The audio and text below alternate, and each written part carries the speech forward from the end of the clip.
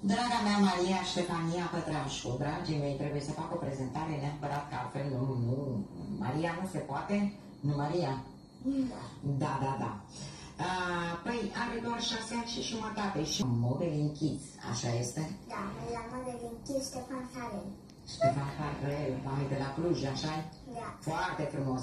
De asemenea, a obținut 10 titluri de Miss România.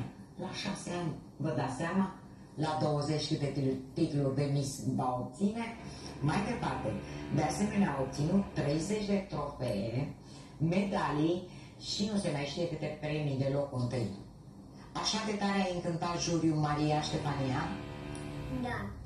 Trebuie să vă spun, dragii mei, faptul că de când a venit aici în studio, ea mereu a dansat, mereu a dat din mânuțe, din piciorușe, a cântat, nu a stat deloc. Trebuie să vă spun că nu are trag de cameră, absolut deloc. Foarte rar mi s-a întâmplat să întâlnesc copii care ei se manifestă așa cum simt.